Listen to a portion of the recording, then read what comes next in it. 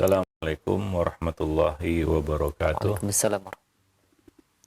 Innal hamdalillah nahmaduhu wa nasta'inuhu wa nastaghfiruh wa na'udzu billahi min syururi anfusina wa sayyiati a'malina may yahdihillahu fala mudhillalah wa may yudlil fala hadiyalah. Asyhadu an la ilaha illallah wahdahu la syarikalah wa asyhadu anna Muhammadan abduhu wa rasuluh. Ya ayyuhalladzina amanu ittaqullaha haqqa tuqatih wa la tamutunna illa wa antum muslimun. Amma ba'du fa inna ahsanal kalami kalamullah wa khairal hadi hadi Rasulillah sallallahu alaihi wasallam wa syarrul umur muhdatsatuha wa kullu muhdatsatin bid'ah wa kullu bid'atin dhalalah wa kullu dhalalatin finnar. Ma'asyiral muslimin, para pemerhati roja rahimani wa rahimakumullah jami'an. Alhamdulillah, pada kesempatan pagi ini kita kembali bertemu masih bersama buku Mencetak Generasi Rabbani. Kita akan melanjutkan bahasan dalam buku ini.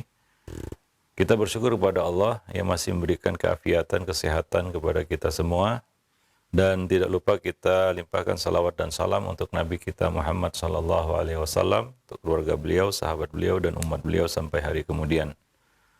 Para pemerhati roja, kaum muslimin dan muslimat rahimani wa rahimakumullah, kita sudah sampai pada poin lampiran, yaitu beberapa hadis-hadis Nabi yang berisi nasihat-nasihat yang penting untuk kita sampaikan kepada anak-anak kita. Yang pertama yaitu hadis Abdullah bin Abbas, yaitu wasiat dan wejangan Nabi kepadanya, berisi 3 perkara, yaitu muraqabah, yaitu jagalah Allah, Allah menjagamu.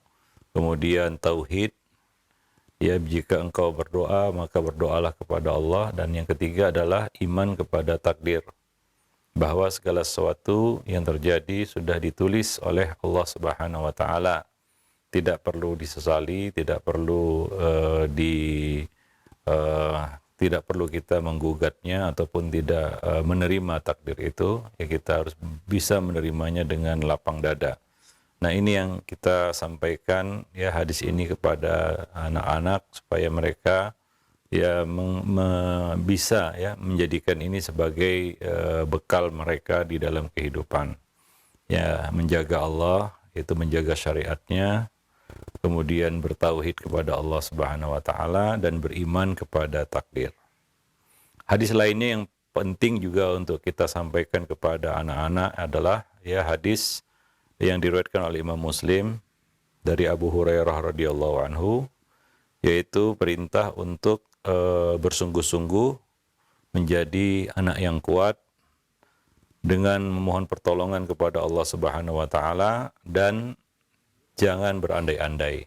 Yaitu hadis al-mu'minul qawi khairun wa ahabbu ilallah minal mu'minid dhaif. Mukmin yang kuat itu lebih baik dan lebih disukai Allah daripada mukmin yang lemah. Ya, yaitu memotivasinya untuk menjadi pribadi yang kuat. Ya, menjadi pribadi yang kuat. Baik itu lahir maupun batin. Ya, karena kekuatan bukan hanya kekuatan fisik, tapi juga kekuatan mental ataupun rohani, ya, jiwa, kekuatan jiwa. Ya, menjadi anak yang tegar dan siap untuk menghadapi tantangan-tantangan. Ya, nah ini yang kita sampaikan ya kepada anak-anak kita, bahwa Allah lebih menyukai hamba yang kuat, mukmin yang kuat, bahwa itu lebih baik karena banyak kebaikan-kebaikan yang bisa dilakukan dengan kekuatan yang tidak bisa dilakukan dengan kelemahan. Maka jadilah mukmin yang kuat, ya, menjadi mukmin yang kuat. Wa fi kullin khairun, ya, dua-duanya baik karena keduanya adalah orang-orang yang beriman. Hanya saja yang kuat itu lebih disukai Allah dan lebih baik daripada yang lemah. Ihris ala ma yanfa'uk, sungguh-sungguhlah dalam meraih apa yang bermanfaat bagimu, yaitu memiliki kekuatan mental, kesungguhan, keuletan di dalam meraih cita-cita dan keinginan. Ya, tidak mudah menyerah, tidak mudah mundur, ya, tidak mudah berputus asa. Ya, terus mencoba dan memperlihatkan kesungguhan, ya, keuletan, kegigihan, ya, di dalam melakukan apa-apa yang bermanfaat bagi dirinya. Ya, karena banyak di sana anak-anak yang mudah menyerah, ya, tidak kita katakan tidak gigih di dalam meraih apa yang diinginkan atau cita-citanya, ya, dan kadang-kadang belum mencoba, anak itu sudah menyerah kalah, kan begitu ya, sudah merasa tidak bisa, tidak sanggup, ya, merasa tidak mampu. Nah, ini adalah satu perasaan yang mungkin harus disingkirkan dari dirinya dan diganti dengan optimisme, ya, keyakinan, ya, dan kita katakan motivasi yang kuat untuk meraih apa-apa yang diinginkan tersebut. Nah, wasta'in billah wala ta'jiz, minta pertolongan kepada Allah. Nah, seperti hadis sebelumnya, wa idza sta'anta fasta'in billah. Jika kamu minta pertolongan, maka mintalah pertolongan kepada Allah Subhanahu wa taala. Biasakan anak memiliki hubungan dengan Allah, terutama di dalam hal memohon, berdoa, meminta, ya. Jika butuh pertolongan, maka pintu yang harus kita ketuk adalah pintu Allah Subhanahu wa taala. Zat yang harus kita pohon adalah Allah Subhanahu wa taala. Wasta'in billah. Teruslah memohon pertolongan kepada Allah Subhanahu wa taala. Karena hakikatnya tanpa pertolongan Allah kita tidak kuasa apa-apa. Kita tidak bisa apa-apa tanpa pertolongan Allah Subhanahu wa taala, ya. Hanya saja kadang-kadang manusia, Allah Subhanahu wa taala menolongnya tapi dia tidak merasa ditolong oleh Allah Subhanahu wa taala, ya. Nah, dengan selalu meminta pertolongan kepada Allah, seorang hamba harusnya menjadi hamba yang kuat. Karena dia bersama Allah Subhanahu wa taala. Ala innal quwata lillahi jami'an. Ketahuilah sesungguhnya kekuatan itu adalah milik Allah seluruhnya. Nah, hamba yang merasa dia bersama Allah, ditolong oleh Allah Subhanahu wa taala, maka hamba itu akan menjadi hamba yang kuat. Ya, demikianlah, ya, ini perlu kita tanamkan kepada anak-anak kita, ya, untuk menjadi pribadi yang kuat, tidak mudah menyerah, ya, tidak mudah mundur, ya, sebelum dia berusaha semaksimal mungkin. Wala ta'jiz, jangan melemah. Jangan bersikap lemah, ya. Bersikap lemah baik itu mentalnya maupun fisiknya. Ya. Nah, jadi anak itu harus dimotivasi untuk menjadi pribadi yang kuat, pribadi yang tegar, ya, pribadi yang tahan banting. Ya, karena hidup ini penuh tantangan. Ya, hidup ini penuh rintangan. Ya, bertubi-tubi kadang-kadang datangnya, ya. Nah, perlu, ya, jiwa yang kuat untuk bisa menghadapinya, ya. Nah, mungkin kita bisa ambil contoh-contoh dari para salaf, ya, bagaimana kegigihan mereka di dalam meraih cita-cita mereka, ya. Nah, demikian.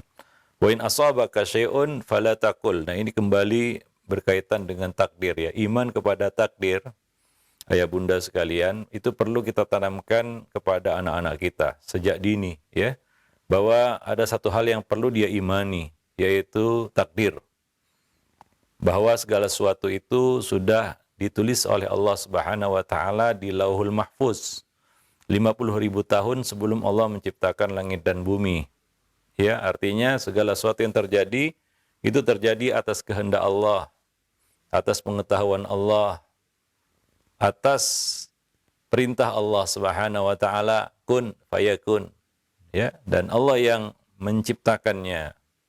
Nah, seorang anak harus meyakini itu, ya, mungkin dengan ibarat-ibarat yang bisa dia pahami tentunya, ya. Nah, jadi dia mengimani takdir dengan benar, ya, mengimani takdir dengan benar. Ini harus kita tanamkan kepada anak-anak. Ya, mungkin kita bisa memanfaatkan berbagai momen supaya menumbuhkan iman kepada takdir itu, ya, dalam hatinya, ya, sehingga dia kokoh di dalam menghadapi kehidupan, ya. Karena di dalam hidup ini tidak selamanya kita mendapatkan yang manis-manis, yang baik-baik, yang enak-enak, yang lezat-lezat. Kadang-kadang kita harus mencicipi yang pahit. Kadang-kadang kita harus mengalami suatu yang buruk.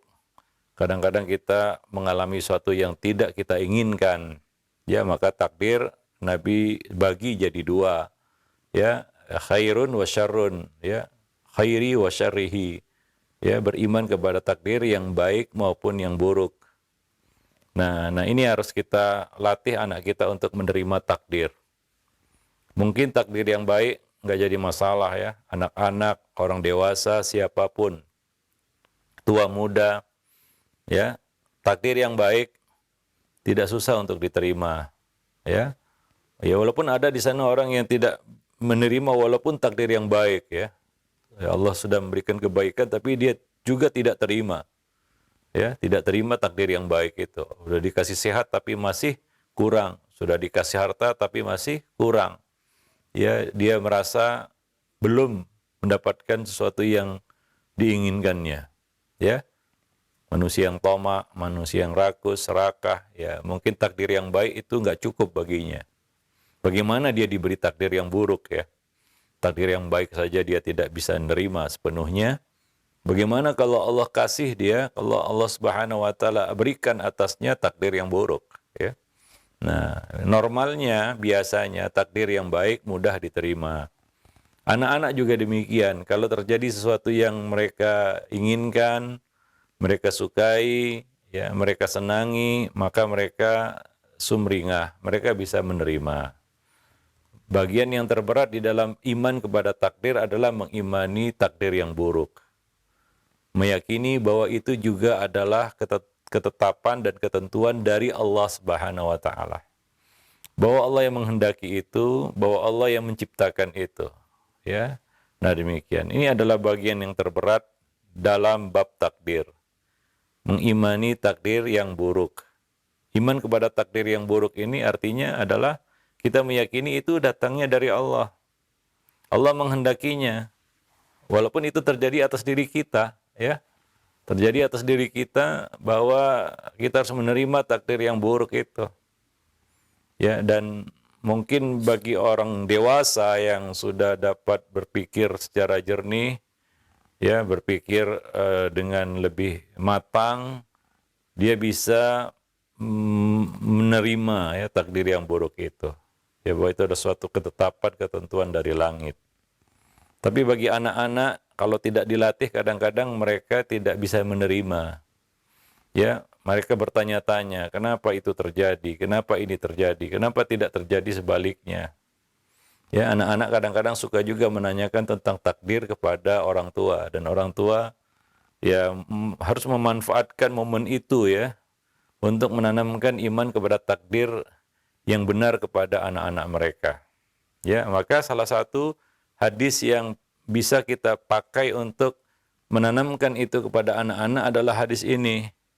Ya, Nabi mengatakan wa in asabaka syai'un, jika ada sesuatu musibah yang menimpa kamu, fala taqul, jangan kamu katakan. Ini untuk ya mencegah ya kita mengingkari takdir yang buruk itu atau tidak menerima takdir yang buruk itu.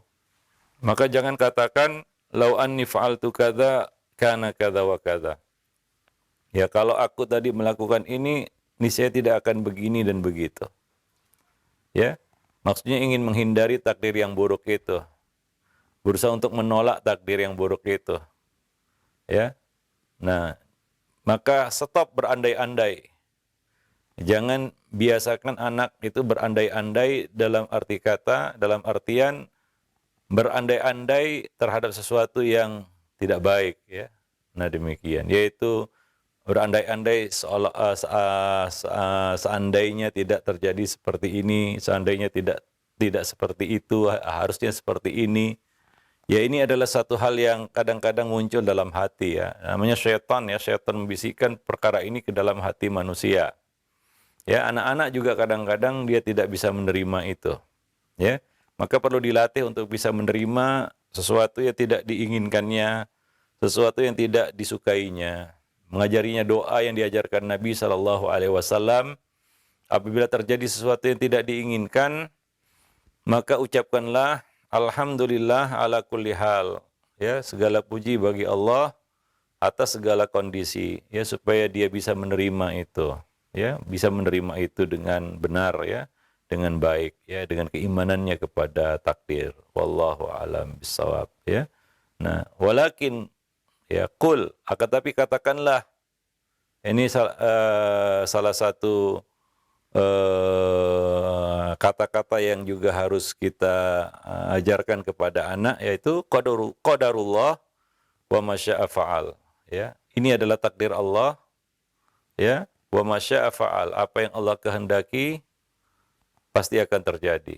Ada yang baca qadarullah, ada yang membaca qadarullah, ya. Nah, ya, mungkin yang lebih tepat bacaannya adalah qadarullah, ya. Takdirnya adalah hadza qadarullah. Ini adalah takdir Allah Subhanahu wa taala. Wa masya'a fa'al, apa yang Allah kehendaki akan terjadi, ya.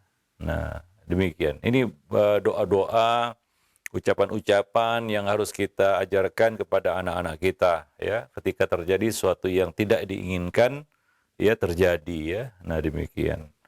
Fa inna law taftahu amala syaitan.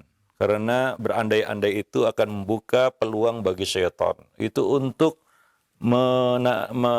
menanamkan was-was ke dalam hati manusia, ya, menanamkan keraguan, kebimbangan, ya, terhadap Allah Subhanahu wa taala, seolah-olah Allah tidak bijaksana, seolah-olah Allah tidak adil, ya, menetapkan sesuatu yang seharusnya tidak seperti itu, harusnya seperti ini.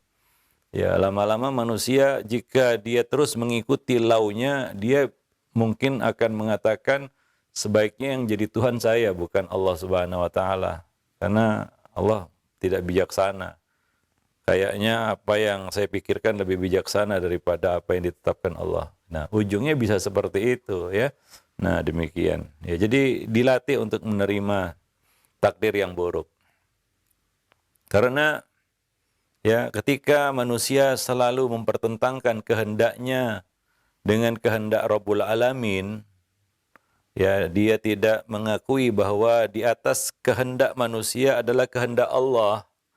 Wa ma tasyauna illa ayyasha Allah, dan tidaklah kamu berkehendak melainkan di bawah kehendak Allah. Ya, ketika dia selalu mempertentangkan, membenturkan antara kehendaknya dan kehendak Rabbul Alamin, orang ini terancam gila. Ya, yaitu Allah akan mencabut kehendak darinya.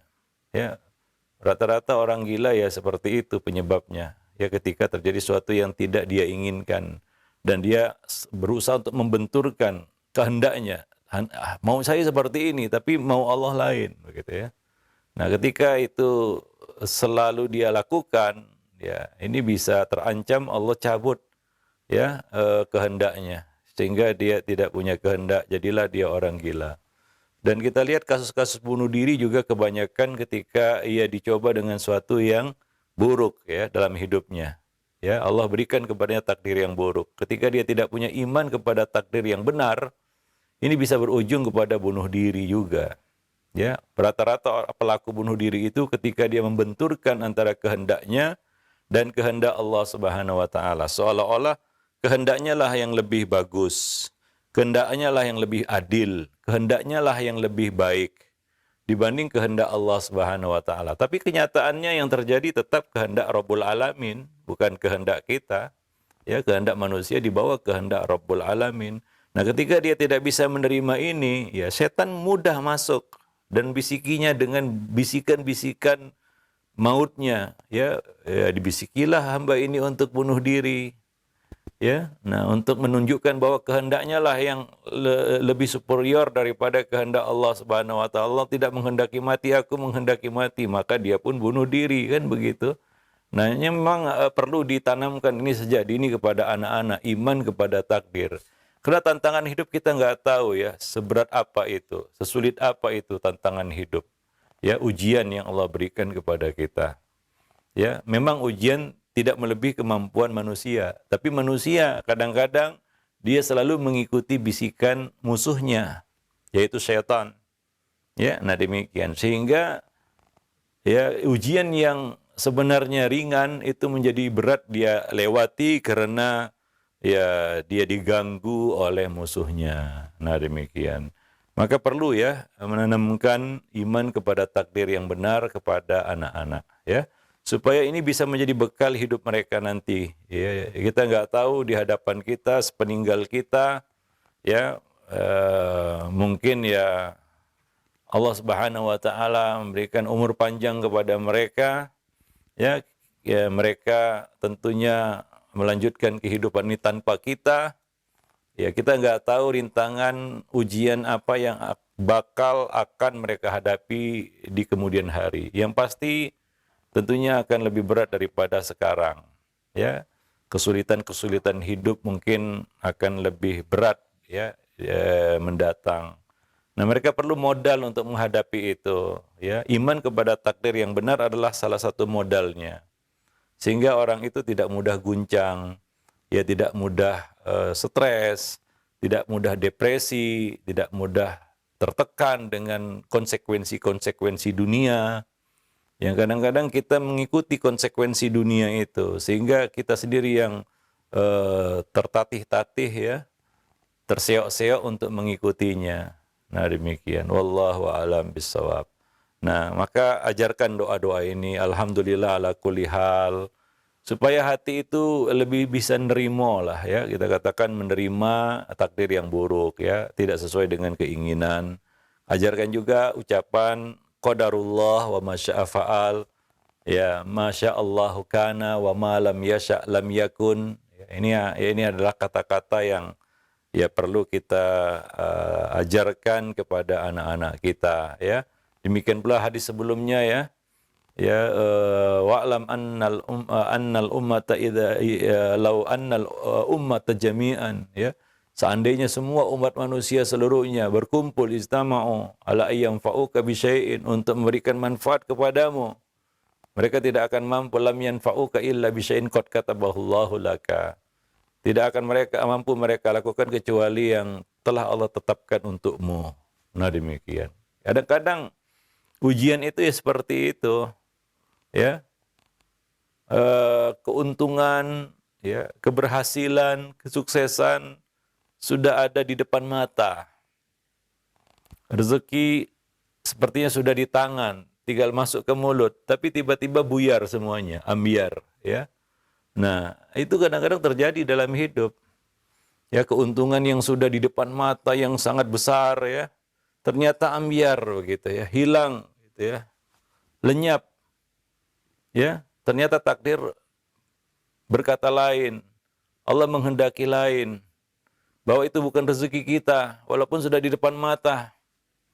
Ya, ini kalau tidak punya iman kepada takdir bisa depresi, bisa stres. Ya, nah demikian ya. Bahkan bisa mungkin dia kufur kepada Allah Subhanahu wa taala.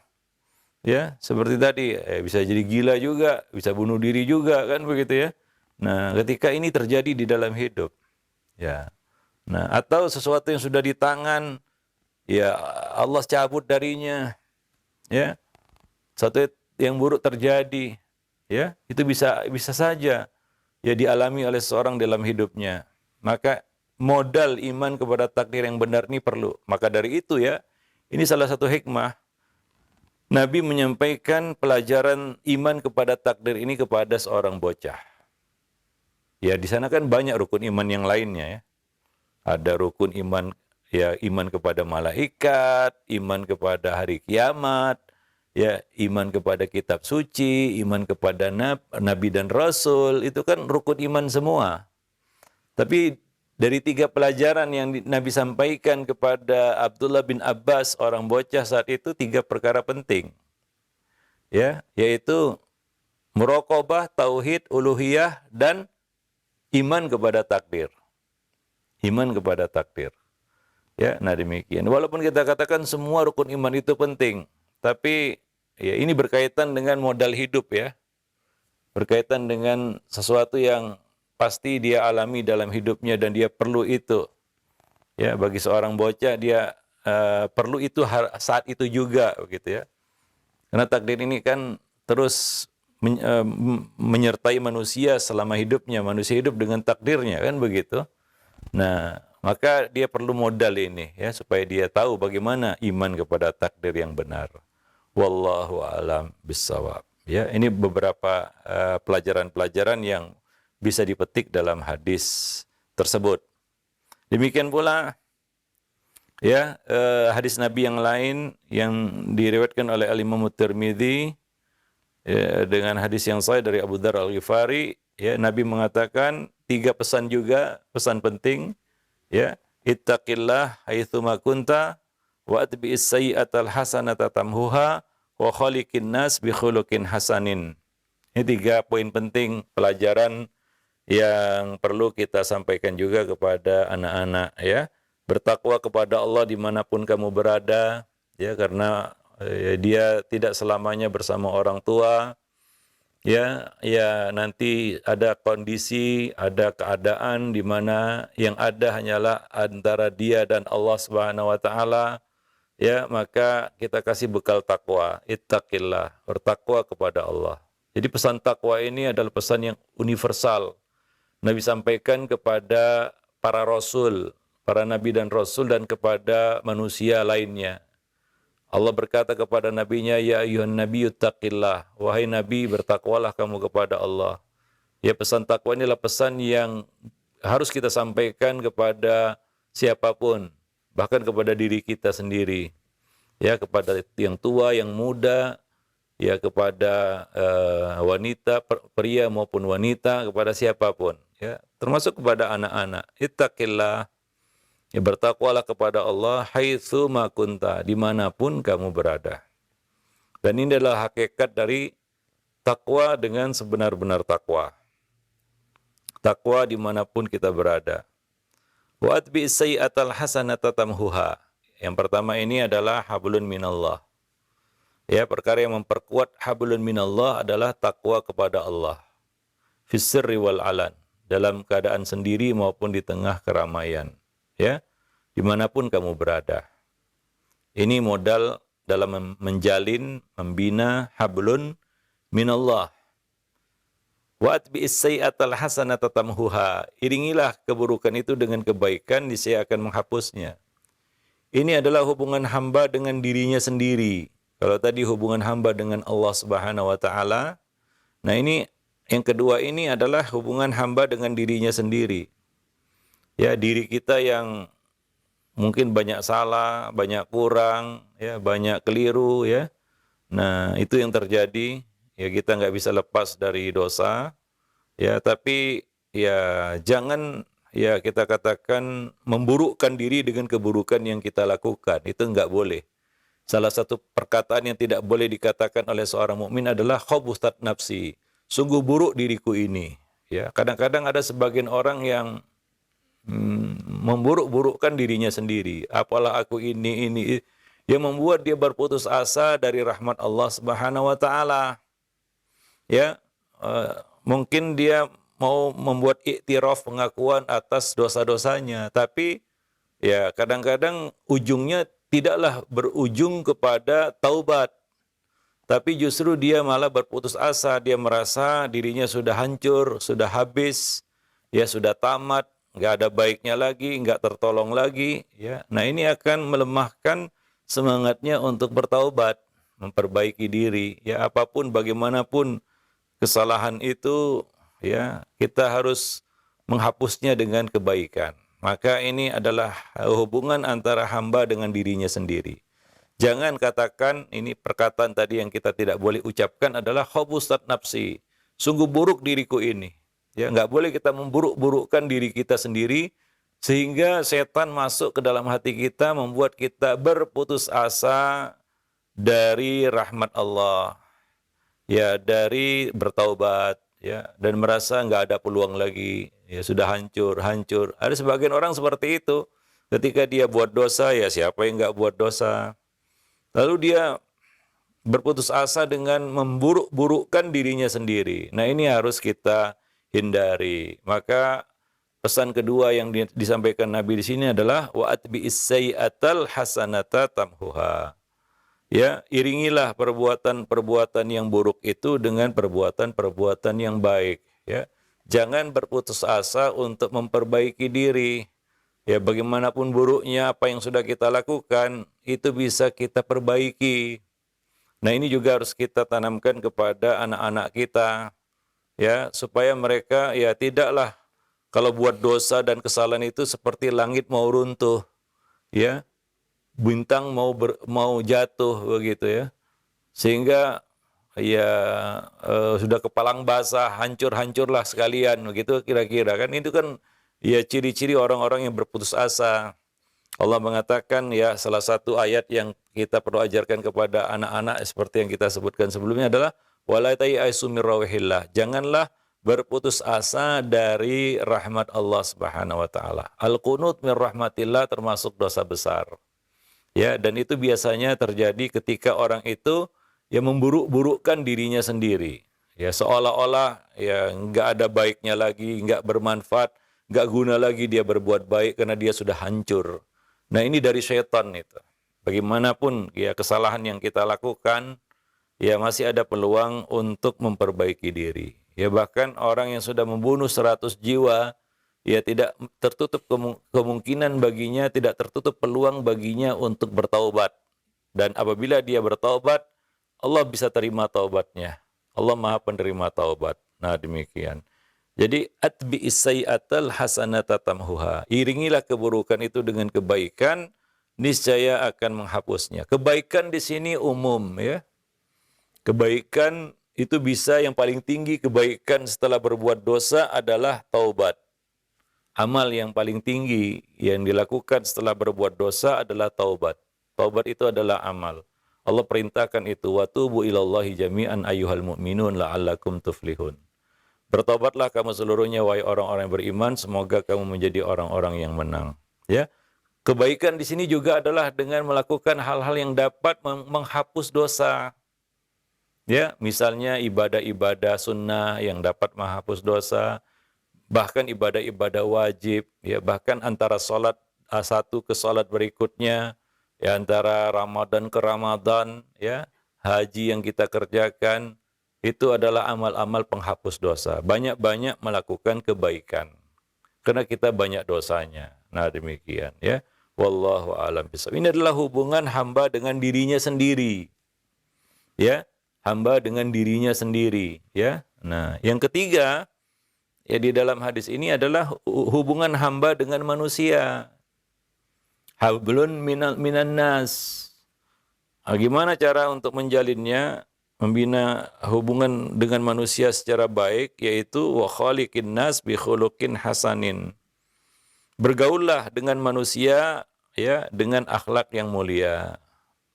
Ya, kita bermuamalah kepada manusia dengan akhlak yang mulia, yaitu akhlak, ya adab, etika ya kita kepada manusia. Ya ini adalah modal kita agar bisa sukses menjalin hablun minan nas, hubungan dengan sesama manusia. Jaga akhlak, jaga perilaku, ya jaga ucapan, jaga tindak tanduk, ya berakhlaklah dengan akhlak yang mulia. Ya, kita sudah bahas ya satu buku, bahkan kita ulangi 2 kali ya pentingnya akhlak di dalam ya hablun minan nas, ya. Buku yang sudah kita bahas adalah ensiklopedia akhlak salaf, ya. Nah, di situ ya kita bahas secara panjang lebar tentang pentingnya akhlak di dalam pergaulan ya, di dalam menjalin hablun minan nas, ya. Nah, demikian. Wallahu a'lam bishawab.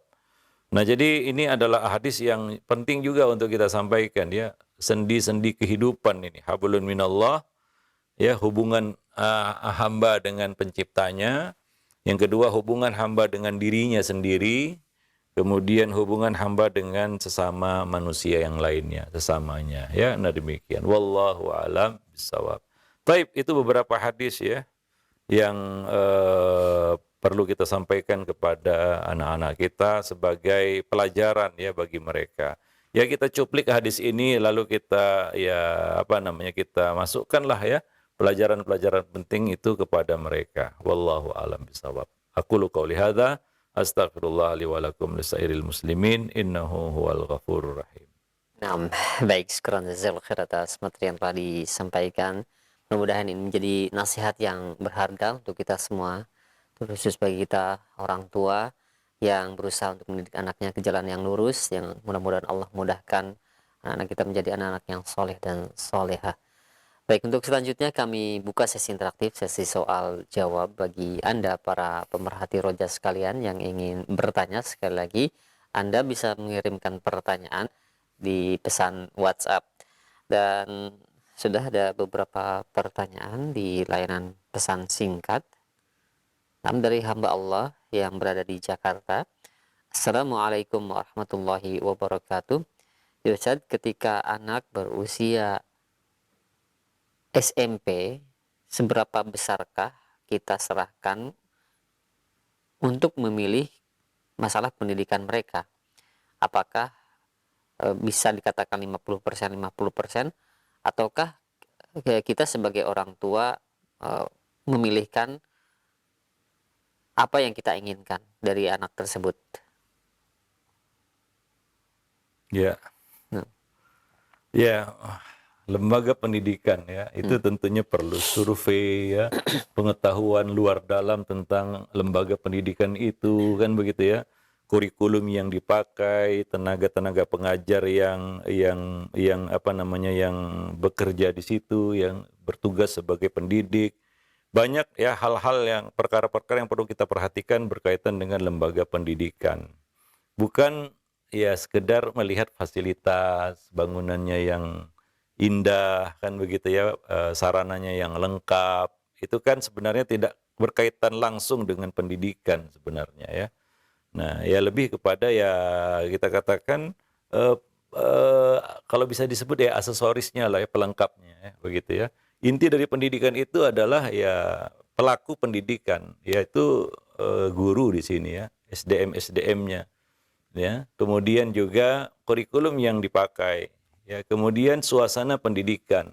Bagaimana sistem pendidikan yang dijalankan, efektif atau tidak, benar atau tidak. Kadang-kadang nggak sama antara yang di brosur ya dengan di lapangan ya, berbeda. Nah, itu tentunya perlu survei di sini ya. Ya kita perlu pelajari ya lebih dalam tentang lembaga pendidikan itu. Artinya adalah ini tidak bisa diserahkan kepada anak semata begitu ya, selera mereka.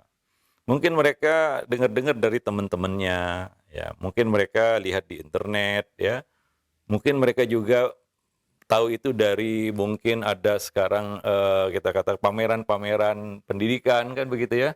Nah, mungkin mereka dapat informasi dari situ dan mereka belum survei mungkin ya. Mereka belum tahu. Nah, maka di sini ya perlu bukan kerjasama ya, bukan keikutsertaan, peran orang tua, bahwa decision maker-nya adalah orang tua di sini. Ya, karena salah mengambil keputusan dan langkah itu bisa berakibat fatal bagi anak dan bagi orang tua juga. Maka di sini ya harus berdiskusi ya, berdialog ya, dan kalau perlu ya kita katakan bermusyawarah dengan anak tersebut ya tentang pilihannya dan pilihan kita ya, karena informasi kan sangat banyak nantinya ya. Kita ya dapati juga banyak orang tua yang bingung bertanya juga kepada ustadz, misalnya ustadz sekolah mana yang bagus, itu kan pertanyaan yang sulit untuk dijawab kan begitu ya. Nah, jadi bukan semata ya informasi yang kita dengar kan begitu ya. Nah, kita harus tahu juga apa yang terjadi di lapangan, ya sistem yang dipakai, ya kurikulum yang digunakan dan lain-lain sebagainya. Dan apakah itu semua berjalan atau cuma di atas kertas semata, ya. Nah, demikian. Jadi ya orang tua sebenarnya harus mempersiapkan ini jauh-jauh hari, ya. Jauh-jauh hari memang sudah diproyeksikan anak ini kemana begitu dan akan disekolahkan di mana, bagaimana bentuk pendidikan yang ideal baginya. Kadang-kadang juga perlu revisi. Misalnya begini, anak sudah yakin dia akan mondok dan kita juga sudah mendapatkan ya pondok yang memang bagus luar dalam lah kita katakan ya. Ya kurikulumnya bagus, tapi ternyata di tengah jalan anak nggak cocok itu dengan model pendidikan seperti itu, ya. Ya sebagian anak ada yang ya, introvert kan begitu ya, tertutup dan dia tidak mudah bergaul dengan orang. Ya, sehingga ini menjadi masalah baginya ketika dia sekolah di model pondokan. Ya, ya, nah demikian. Ya, sementara ya kita tahu juga bahwa pondok ini kan suatu sistem pendidikan yang rumit kan begitu ya. Anak harus harus hidup di situ begitu. Pengawasannya bagaimana ya? Nah, ya kalau istilah pondok musrif-musrifnya bagaimana? Ya, apakah musrif dadakan ya atau memang ya kita katakan yang berkompeten ya di sana dia musrif dadakan begitu ya dikaryakan istilahnya. Jadi dia nggak bisa apa-apa sebenarnya. Ada yang memang orang-orang yang berkompeten. Nah, ya sebagai pendidik juga begitu ya di luar mata pelajaran ya jam pelajaran di sekolah ya. Nah demikian. Nah mungkin dia nggak cocok dengan itu ya, mungkin pengawasannya yang lemah, mungkin juga karena lingkungannya yang nggak settle ya, nggak cocok dengan dia, maka perlu direvisi ya, keluar masuk lagi ke sekolah yang mungkin full day ya, sehingga ya mungkin dia perlu interaksi lebih dalam dengan orang tuanya ya, maka ya mungkin full day mungkin lebih cocok untuknya. Sekarang kan banyak pilihan-pilihan bentuk-bentuk sekolah kan begitu ya. Nah demikian. Wallahu alam bisawab. Artinya di sini ya tentunya untuk pendidikan anak ya, pertama kita jangan pelit ya. Artinya apa? Ya kadang-kadang biaya yang dikeluarkan harus besar ya. Nah demikian. Jadi kalau kita mikir-mikir biaya kadang-kadang ya sebenarnya sanggup tapi sayang itu. Ya, sehingga ya anak yang jadi korban. Lain halnya kalau nggak mampu ya. Nah apa boleh buatlah ya, buatlah apa yang boleh. Kalau memang nggak mampu kan begitu. Nah tapi kalau kita punya kemampuan jangan sayang-sayang ya. Nah demikian. Artinya ya kalau langkah itu harus diambil ya ambil. Ya misalnya anak nggak cocok, ya jangan katakan saya sudah keluar duit banyak, kamu harus di sini ya. Nanti dia yang kerepotan. Ya, nah demikian. Wallahu alam bisawab. Artinya apa? Kadang-kadang perlu revisi ya di dalam kebijakan yang kita ambil untuk anak. Kita harus revisi. Wah ternyata memang nggak cocok kan begitu ya. Bisa berakibat buruk bagi anak kalau dilanjutkan di situ. Nah maka ya mau tidak mau kita harus ambil langkah juga. Ya, nah demikian. Wallahu alam bisawab. Atau sebaliknya, ya nggak cocok kayaknya kalau dia sekolah full day. Ya, sementara sebelumnya kita sudah musyawarah, ya dapat yang ideal juga sekolahnya yang full day. Ternyata lebih cocok dia mondok. Ya, akhirnya harus dipondokkan. Ya, ya demikian ya. Kita harus juga berkorban. Jangan sayang-sayang kan begitu ya. Wallahu alam bisawab. Walaupun ini masalah mungkin akan menjadi lebih ringan kalau biaya pendidikan itu murah kan begitu ya. Jadi mungkin kita bisa lebih leluasa untuk memilih ya bentuk gaya pendidikan yang cocok untuk anak-anak kita. Wallahu alam bisawab. Nah, demikian. Artinya bukan 50-50, bukan ya ini 100-100 semua kan gitu ya. Ya keterlibatan anak juga 100%, keterlibatan orang tua harusnya lebih dari 100% ya, kalau bisa lebih gitu. Wallahu alam bisawab. Demikian dan mudah-mudahan jadi nasihat yang bermanfaat. Ini ada pertanyaan yang berhubungan dengan pertanyaan selanjutnya, Ustaz mungkin. Bagaimana menghadapi atau menasihati anak ketika sudah terlanjur masuk ke pondok pesantren dan sekarang sudah hampir 3 tahun, dia sudah mulai jenuh, bahkan berkata ini kan bukan kemauan saya untuk mondok di sini. Padahal ketika awal mau masuk pondok, kita sudah survei dengan anaknya ke beberapa pondok, dan pondok sekaranglah yang dia katakan cocok. Apakah harus mengikuti kemauan anak untuk pindah dari pondok tersebut, padahal anaknya cukup berprestasi dalam bidang akademik selama ini? Ya, nah ini mungkin perlu dicermati masalah yang terjadi di dalam pondok itu sendiri ya. Nah demikian. Mungkin ada masalah yang dialaminya, yang dia tidak mau terbuka, gitu, dia tertutup di situ. Nah mungkin kita perlu berdiskusi juga dengan pihak pondoknya kan begitu ya. Kira-kira apa ya? Hal itu kan terjadi tiba-tiba. Pasti nggak mungkin ada asap kalau tidak ada apinya kan begitu ya. Nah di sini ya percuma kalau kita kibas-kibaskan asap sementara apinya nggak dipadamkan. Capek kita nanti ya. nanti pindah ke yang lainnya juga nanti akan sama Iya, begitu ya. betul. Nah, jadi kita harus cermati juga masalah cocok nggak cocok ini bukan dari lisan dia. Ya, nah seperti yang kita sebutkan tadi revisi mungkin perlu, Hmm. tapi itu dengan pengkajian yang mendalam. Artinya memang nggak cocok dia. Ya, kadang-kadang nggak cocok itu dia nggak ngeluh, tapi ya ada indikasinya seperti prestasinya menurun, perilakunya berubah, kan begitu ya. Nah, mungkin ini nggak cocok memang, kan begitu. Nah, di sana ada yang dia muncul kata-kata seperti itu darinya, ya. Kadang-kadang itu karena masalah yang dihadapi yang dia tidak punya solusi untuk mengatasinya di pondok itu, kan begitu ya. Nah, ini yang mungkin dia harus dicari ya sebab musababnya ya. Nah, demikian pangkal masalahnya. Kira-kira kenapa dia tiba-tiba nggak betah padahal awalnya dia ingin ya masuk pondok misalnya. Nah, apakah masalah pelajaran kan begitu ya?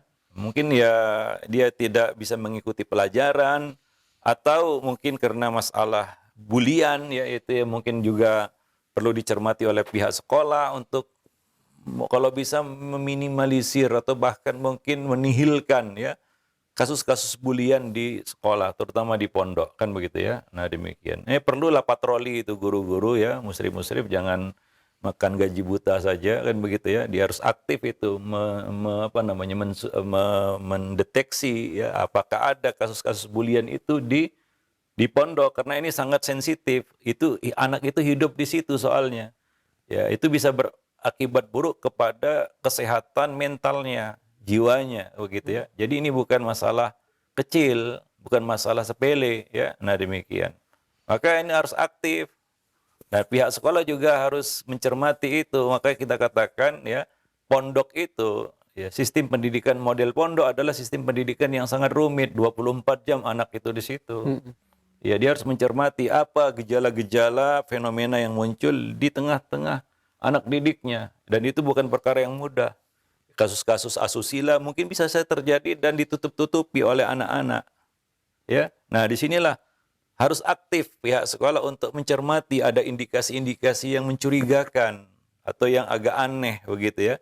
Nah, jadi ini terutama ya mungkin ini adalah tugas para musyrif mungkin ya, ya untuk mencermati itu. Nah, ini mungkin perlu dicari sebabnya. Ya mungkin masalahnya di situ, ya membuat dia jadi tidak nyaman. Kadang-kadang di pondok itu ada biang kerok istilahnya, satu dua murid yang buat kekacauan kan begitu, yang akibatkan dampaknya itu kepada murid-murid yang lainnya, santri-santri yang lainnya. Nah, ini harus diberesi.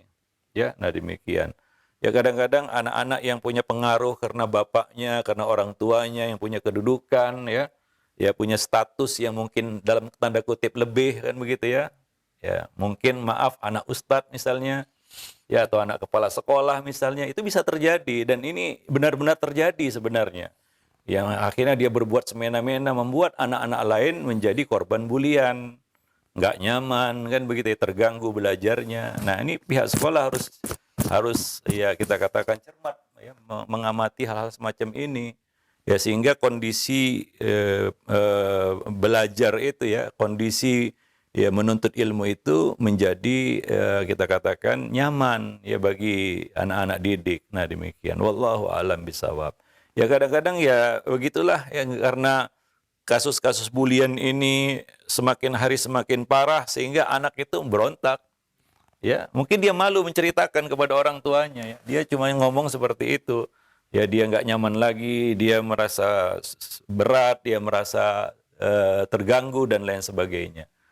Sementara dari sisi lain mungkin bagus kurikulumnya kan begitu ya, dan lain-lain sebagainya bagus semua. Ya, cuma dari sisi lain ya ini yang jadi masalah mungkin. Ya, wallahu a'lam bishawab. Ada sebagian anak yang menjadi korban. Ya pelecehan seksual mungkin, ya tindakan asusila dan lain sebagainya, dia diam begitu ya. Nah jadi ya di sini ya sekolah harus mengaktifkan yang namanya guru bimbingan dan penyuluhan atau istilahnya dikenal dengan sebutan guru BP ya. Nah demikian. Nah ini yang harus ya bisa. Tapi ya kita sadari juga kita maklumi bahwa ya namanya lembaga pendidikan, pondokkah itu, sekolahkah itu ya masih banyak kekurangan di sana sini yang harus diperbaiki ya. Keterbatasan SDM juga ya. Ya mungkin juga berkaitan dengan honor yang diterima kan begitu ya atau ini adalah petugas-petugas dadakan ya, musyrif-musyrif dadakan yang atau ada part time juga. Sebagian musyrif itu part time ya, sebagian waktu untuk dia masih belajar, sebagian waktu dia ya cari kesibukan lain ya sebagai musyrif, jadi nggak optimal ya. Nah demikian, itu hal-hal yang perlu diperbaiki mungkin ya. Nah demikian, wallahu a'lam bishawab. Jadi banyak hal yang perlu kita perhatikan di situ ya, keluhan anak itu ya. Nah demikian, wallahu a'lam bishawab. Ya mudah-mudahan ketika kita menemukan akar pangkal masalahnya, ya kita bisa memperbaikinya ya. Nah, kalau mungkin masalah kebosanan ya, mungkin dia perlu refreshing ya. Dengan refreshing balik lagi ke pondok, seger lagi ya, selesai masalahnya. Nah, sebagian anak mungkin ya seperti itu, waktu di rumah dia sering diajak jalan-jalan. Nah, ini di pondok terus nggak ada outingnya kan gitu ya. Sebagian pondok mungkin kurang memperhatikan itu, nggak ada outingnya, nggak ada ini itu, akhirnya bosan kan begitu ya. Ditambah lagi mungkin space lembaga ruang pendidikannya sempit ataupun ya tidak representatif, ya akhirnya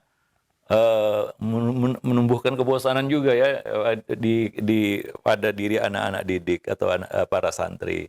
Ya mungkin kurang outing kan gitu ya, kurang variasi di dalam memberikan suasana ya, bukan hanya belajar dan belajar saja ya. Ya kita tahu bahwasanya di sekolah anak itu bukan hanya transfer maklumat, tapi juga ada pendidikan adab, ya ada membangun attitude, ya etika dan lain sebagainya, ya membangun interaksi anak dengan ya dunia sekitar. Itu pelajaran yang sebenarnya harus ya dia terima juga di sekolah, ya. Nah demikian, bukan hanya ya belajar dan belajar dikasih maklumat terus ya pecah juga itu kepala. Nah demikian, wallahu a'lam bishawab, ya. Nah demikian, ya. Baik. Iya, baik. Terima kasih banyak atas nasihatnya. Mudah-mudahan nih nasihat bermanfaat untuk kita semua. Dan sering terjadi pembulian di pondok, dan ini mungkin bisa jadi perhatian ya untuk semua pondok Ustaz, dan akibatnya sangat fatal Ustaz ya. Iya. Nah, baik, untuk selanjutnya ini ada pertanyaan yang berhubungan kembali Ustaz. Dan pertanyaan sebelumnya, Ustaz, bolehkah kita sebagai orang tua mengajarkan anak kita untuk melawan ketika anak kita mendapatkan bulian dari teman-temannya? Iya, ini istilahnya selesaikanlah masalah tanpa membuat masalah kan begitu ya. Nah, selesaikanlah masalah anak tanpa membuat masalah baru baginya. Ya, nah ini kadang-kadang orang tua kehabisan akal ya. Nah, gimana lagi ini ya? Sebenarnya dia harus berkoordinasi dengan pihak sekolah ya, supaya ini mungkin laporan, mungkin juga banyak laporan yang lain yang senada, yang sama kan serupa, bahwa sering terjadi kasus pembulian di situ. Ada biang keroknya kadang-kadang kan begitu. Tapi itu nggak diselesaikan. Sehingga orang tua mencari solusi sendiri di rumah, dan solusinya kadang-kadang salah kan gitu ya. Gimana dia provokasi anak itu untuk apa? Untuk melawan. Dan akibatnya bisa fatal. Ya. Nah, ya orang temennya mungkin membuli main-main, tapi dia serius. Artinya apa? Dia bisa membalas dengan balasan yang serius. Artinya nggak main-main, kan gitu ya, bukan bulian lagi. Nah ini bisa berakibat fatal. Ya, nah kita tidak menginginkan suatu terjadi yang buruk itu terjadi atas anak kita, kan begitu ya. Yaitu apa? Dia pelaku. Dia membalas dengan apa? Dengan sesuatu yang bisa diangkat kepada delik hukum gitu. Iya, dia pukul misalnya, atau bisa berakibat fatal, yaitu kehilangan nyawa. Kan bahaya itu. Karena provokasi orang tua, lawan. Apakah solusinya seperti itu? Tentunya tidak, kan begitu ya. Nah, ya atau minimal ya, kalaulah dia berhasil menang dan bisa melawan dan berhasil menang, nanti terbalik. Dia akan menjadi seorang pembuli. Ya, dia membuli anak-anak lainnya karena sekarang dia berkuasa, dia yang kuat. Ya, dia yang di atas angin istilahnya.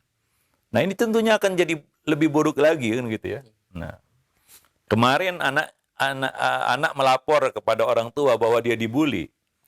Besok-besoknya guru yang melapor kepada orang tua bahwa anaknya membuli kan, itu pening. Itu juga masalah baru jadinya kan begitu ya. Nah, itu bukan penyelesaian seperti itu. Wah, supaya dia berani ya. berani bukan seperti itu, ya. Nah, bukan dengan cara seperti itu. Nah, itu bisa berakibat fatal. Ya, kadang-kadang orang tua justru mengajari yang buruk kepada anak-anaknya. Ya, nah demikian. Ya, seolah-olah ada dua pilihan, kamu dibully atau kamu jadi pembuli, gitu ya. Ya, dua-duanya kan sebenarnya harus diselesaikan masalah itu ya, baik yang dibully maupun si pembuli. Nah, demikian. Wallahu a'lam bishawab. Ya, maka bukan seperti itu cara untuk menyelesaikan masalah ini. Ya, kalaulah anak kita selamat karena dia berhasil melawan, bagaimana anak yang lain? Ya. Nah, maka terjadilah blok-blokan di antara para siswa, para santri kan begitu dan lain-lain sebagainya. Nah, ini tentunya ya, dan tradisi itu tidak akan berakhir soalnya ya. Dan terus akan diwarisi generasi ke generasi berikutnya kan begitu ya. Nah, itu kan suatu hal yang buruk. Nah, kita dengar juga sebagian lembaga pendidikan tradisi itu sudah menjadi tradisi yang diwarisi dari kakak kelas kepada dari adik kelas dari kakak kelasnya, ya. Nah, demikian dan terus seperti itu, ya. Nah, dan ini kan ya kecenderungan anak ketika dia mendapatkan perlakuan yang tidak baik, dia kalau kita tidak selesaikan masalahnya akan muncul dendam. Dia akan memperlakukan orang seperti dia diperlakukan orang, ya. Nah, ini akan menjadi tidak baik, tidak sehat di kita katakan lingkungan pendidikan seperti itu. Nah, demikian. Wallahu a'lam. Yang seharusnya bisa menanamkan akhlak yang mulia, ya saling ta'awun 'alal birri wa taqwa kan begitu ya. Nah, ya tawasi 'alal bis sabri bil haqqi was sabri wal marhamati, dan itu semua tidak terwujud karena budaya bully ini. Wallahu a'lam bishawab. Nah, demikian ya. Mudah-mudahan ya jawabannya adalah koordinasilah dengan pihak sekolah bagaimana menyelesaikan masalah-masalah seperti itu, dan harus serius. Sekolah ya harus serius menanggapi laporan-laporan seperti ini. Jangan anggap biasa itu. Udah. Kalau seperti itu jawabannya, lebih baik tariklah anak Anda. Ya. Kalau seperti itu jawabannya, lebih baik tariklah anak Anda dari situ. Kalau jawabannya itu biasa saja, biasa itu anak-anak, udah, dia nggak ngerti pendidikan berarti. Ya, tariklah segera anak Anda dari situ. Kalau jawabannya seperti itu ya. Nah, subhanakallah bihamdik asyhadu an la ilaha illa anta astaghfiruka wa atubu ilaik. Assalamualaikum warahmatullahi wabarakatuh.